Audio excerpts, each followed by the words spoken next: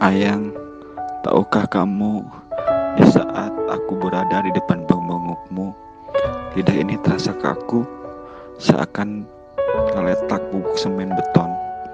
Bibirku terkunci, seakan 6 bulan gemuk.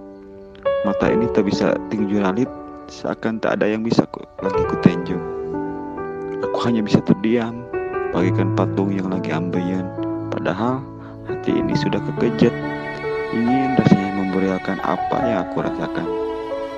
Dan tidakkah kau sadari, di saat pohon-pohon itu ting pelenut seakan gugupai, memanggilmu untuk kembali kepada lahunanku.